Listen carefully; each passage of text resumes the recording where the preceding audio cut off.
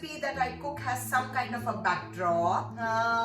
For me, undhiyu is something that I have learned because I lived in the city of Surat, and this is very native to the city of Surat. I learned it from one of my husband's aunts, so I would like to dedicate this recipe to her.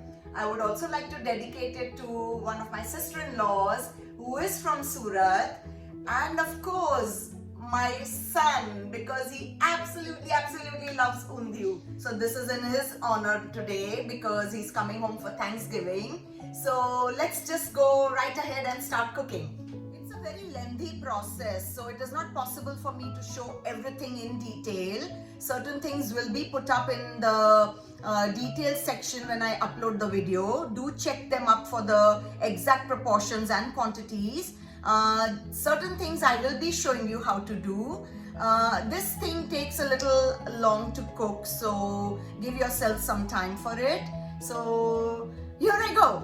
First and foremost, I will make something called muthia. I need half a cup of wheat flour, half a cup gram flour, 2 tablespoons finely washed and chopped fenugreek leaf, half a teaspoon red chili powder, 1/4 teaspoon turmeric powder, salt as per taste, 1 teaspoon oil, and 1 to 1.5 ounce of water to bind this into a soft dough.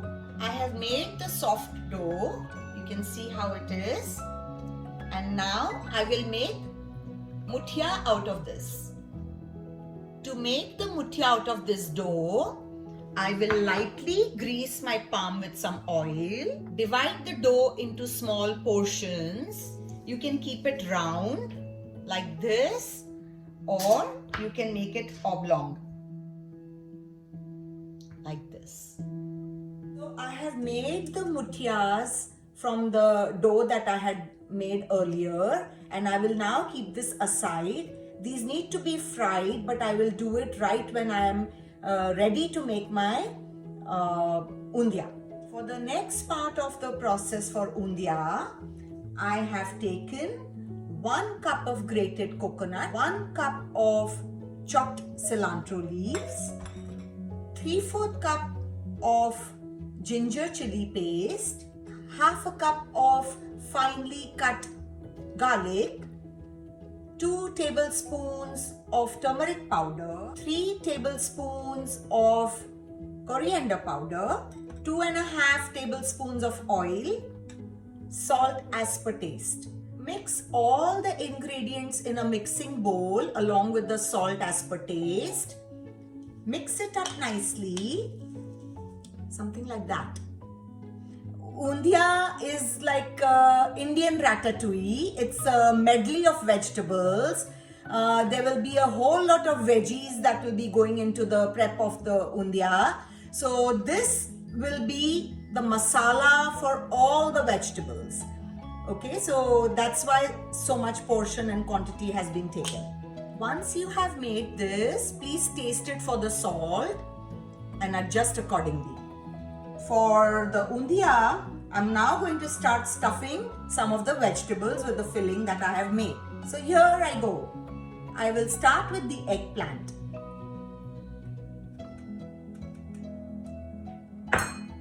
Slit it like this. Take a little filling and stuff it. Similarly with the potatoes.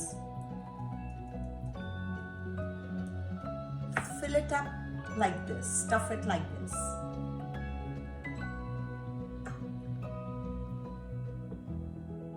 Similarly with the red potato. You can also use purple yam. It is not readily available here in America, so I like to use the purple potato. Stuff it like this. I have slit the sweet potato and now I will fill it up. Now the banana. We use the banana with the skin because it kind of holds the filling into the banana.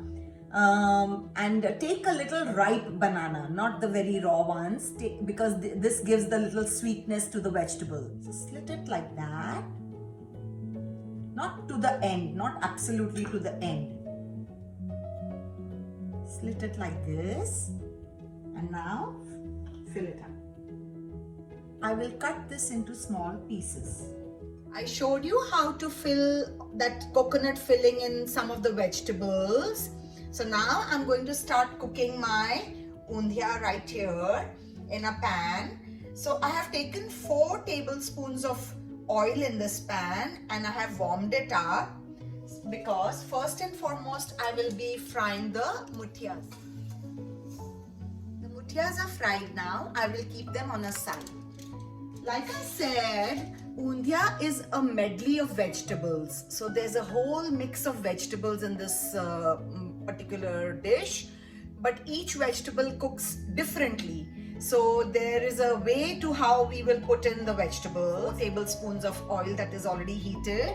I will put in first a pinch of asafoetida, 1 teaspoon of ajwain or caraway seeds, 2 cups of the Indian flat beans or surti papdi. Remember guys, since this is a medley of vegetables we are cooking, take a big enough pan to cook it. Thick based or thick bottomed would be better. I will also throw in a little bit of this filling, coconut filling that I had made because it has all the masalas in it, into this papdi. Cover the pan and let it cook on a simmer flame for about 3 to 4 minutes. The papdi has been simmering for about 3 minutes. I will now put in 2 cups of pigeon peas and 2 cups of the shelled flat bean. Put in about 1 tablespoon of the chopped fenugreek leaves. This gives it a lot of flavor. Some more of the coconut masala. Add 1 cup of water. Cover the pan and let the vegetable cook till they are slightly done. My vegetables have been cooking on simmer for the last 6 to 7 minutes. Let's check on it. They are slightly cooked now. Now is the time to throw in the other vegetables. So first go in my sweet potatoes and the potatoes. I will put another half a cup of water and cover the pan and let them cook. The idea here is you should not stir the vegetables too much once they have been placed. You have to let them cook on a simmer gas slowly and steadily. Okay? Once they are slightly cooked, I will then throw in my purple potato. Continuously keep checking on your vegetables even though they are on a simmer flame. Nice. They are cooking well. They are bubbling. I can see the potatoes are getting a little soft. I will still cover and wait till I throw in the other vegetables. Try to stir it at the bottom without moving the vegetables too much, just so that it doesn't get burnt at the bottom, you know. And cover the pan again and let it simmer.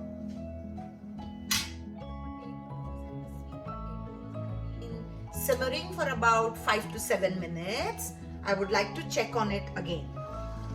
They are kind of getting a little soft.